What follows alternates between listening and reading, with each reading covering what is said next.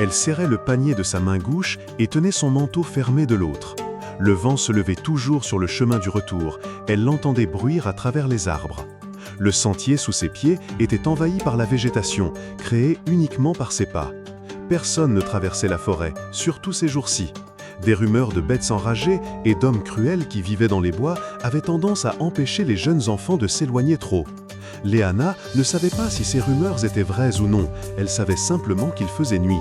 Elle était normalement rentrée à cette heure-ci, son père s'inquiéterait. Il s'inquiétait toujours quand elle rentrait après le coucher du soleil. Ce n'était pas typique pour Léana de faire des livraisons seule. Ses frères, étant plus forts et plus capables, avaient tendance à l'accompagner pendant le voyage. Tous les trois, cependant, avaient été enrôlés dans la guerre du roi. Une perturbation ridicule entre deux royaumes qui avait causé tant de greffes parmi son peuple. Un hurlement étranglé sortit Léana de sa torpeur. Ses yeux s'écarquillèrent alors qu'elle réalisait la gravité de sa situation et ce que ce bruit signifiait. En restant aussi silencieuse que possible, elle accéléra le pas et se précipita le long du sentier. Peu de choses pouvaient effrayer la fille du potier, mais le son d'un loup mourant la terrifiait. Un loup était le plus grand animal de cette forêt, seulement abattu par un arc et une flèche dans la gorge. Ceux qui pratiquaient le tir à l'arc étaient incroyablement précis. Ils avaient également quitté la ville, partis sur ordre du roi pour combattre à la guerre. Chacun de ses frères était bien entraîné dans ce domaine, bien que Alban, son frère aîné, fût le plus habile. Avant de partir pour la guerre, il était déterminé à apprendre à Léana comment se défendre. Chaque matin, avant que les oiseaux ne se réveillent, ils se rencontraient dans le champ près de leur maison et s'entraînaient.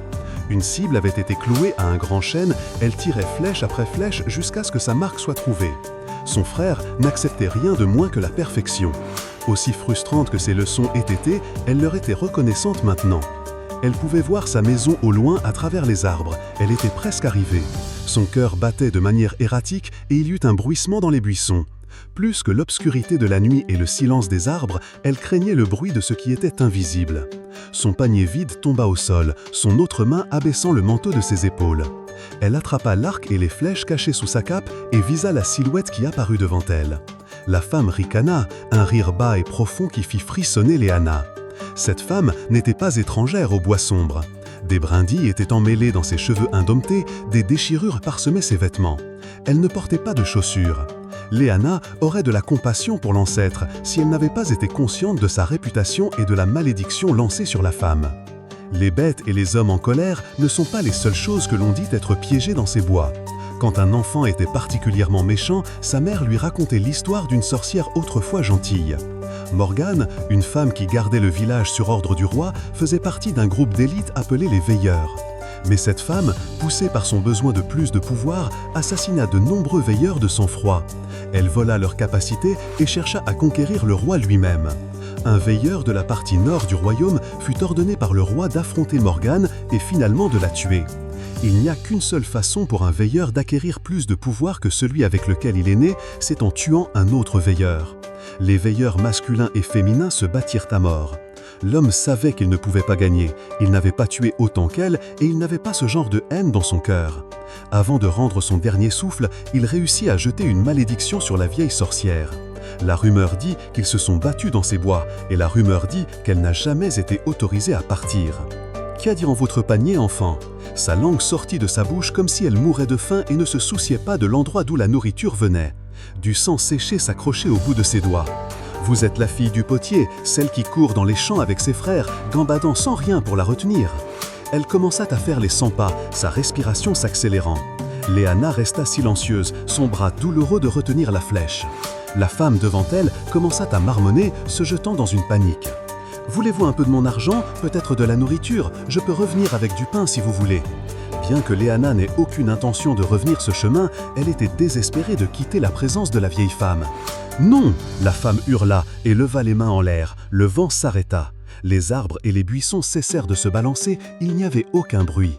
Léana ne se demanda plus qui se tenait devant elle. « Tu ne peux pas me donner ce que je veux, personne ne peut. Je désire la liberté de ce bois, la liberté de mon corps. » Léana recula de quelques pas, la peur lui glaçant le dos. Morgane s'approcha de Léana, un regard avide dans les yeux. Dans l'histoire, la cupidité était le péché de Morgane et sa perte. Elle prenait tout ce qu'elle avait accès et en ce moment, la femme dans la forêt avait accès à Léana et à sa propre liberté. Une si jeune âme, pas encore liée par les luttes de la vie, par le travail, les enfants ou les hommes, tu ne mérites pas de tels plaisirs, pas quand tu les traites si légèrement. Léana était indignée des mots de Morgane, elle savait qu'ils étaient faux, les accusations de quelqu'un qui ne connaissait pas la liberté. Par le pouvoir qui m'est donné par mes ancêtres, je vous lie au premier homme sur lequel vous poserez les yeux. Vous serez asservis à vos infatuations et l'homme régnera sur vous. Je le déclare par la puissance de Yum-Kaax et Yum-Simil. Un vent puissant tourbillonna autour de Léana. Ses cheveux s'emmêlèrent autour de son visage et de son cou, le manteau qui lisait à ses pieds fut emporté. La douleur et la pression pesaient sur ses yeux et elle vit une lumière brillante. Un hurlement retentit autour d'elle, même lorsque le vent se calma. Elle ouvrit les yeux pour constater que la femme avait disparu. Léana criait toujours. Quand elle retrouva le contrôle d'elle-même, elle récupéra son manteau sur le sol de la forêt et ajusta l'arc et la flèche dans sa main. Elle se précipita hors des bois, impatiente de rentrer chez elle. Quand elle aperçut son chalet familial au loin à travers les arbres, elle commença à sprinter. Le panier gisait abandonné par terre, sa cape flottant autour d'elle. Si elle pouvait atteindre Elara Dubois, tout irait bien. « Maman! Mère !» Les larmes coulaient sur son visage lorsque sa mère sortit en courant de la maison. Un tablier était noué autour de sa taille, ses cheveux bruns tressés. Quand Léana atteint sa mère, elle pouvait à peine se tenir. Elle s'effondra sur l'herbe, sa mère l'embrassant et lui demandant ce qui n'allait pas. Et ainsi, Léana lui raconta tout ce qui s'était passé. Elle parla à sa mère de sa peur et de la malédiction que la sorcière avait jetée sur elle. Léana et sa mère pleurèrent un court instant avant de se lever. Léana fut conduite dans la petite cuisine. Sa mère déchira des bandes de tissu de sa robe et les attacha autour des yeux de Léana.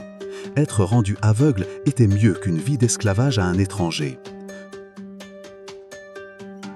La guerre continua pendant 2 ans de plus, avant qu'une trêve ne soit finalement conclue.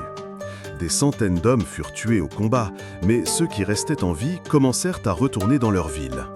Léana était assise dans sa chambre, les volets fermés et la petite porte close.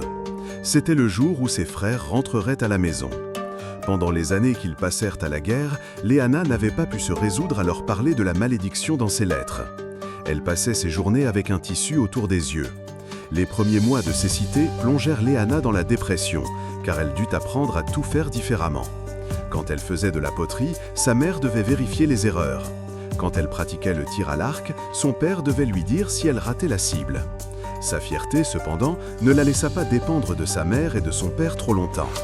Après la première année, elle pouvait faire de la poterie sans erreur et elle pouvait tirer à l'arc sans rater. Elle ne dépendait pas des gens, mais de son ouïe, de son toucher et de son odorat. Elle n'était plus la même fille effrayée laissée dans les bois par Morgane. Néanmoins, les nerfs lui retournèrent l'estomac lorsqu'elle entendit sa mère crier. Ses frères étaient rentrés à la maison. Elle attacha le tissu autour de son visage et se leva de sa paillasse. Quand elle ouvrit la porte, elle entendit Hanzo, le plus jeune fils, l'appeler. Elle entendit son père expliquer ce qui s'était passé, puis des halètements et des cris d'indignation. Et quand elle sortit de sa chambre, 3 paires de bras l'enlacèrent rapidement. « Léana, pourquoi ne nous as-tu rien dit ?» Les mots chuchotés de Simon brisèrent le cœur de Léana. Sa tête était blottie sous son menton. « Je suis désolée, je ne savais juste pas quoi dire. » Une larme coula sur sa joue alors qu'ils restaient tous dans cette position, se tenant simplement. Alban, Léana appela son frère aîné. Il lui attrapa les épaules et la tourna pour la faire face à lui.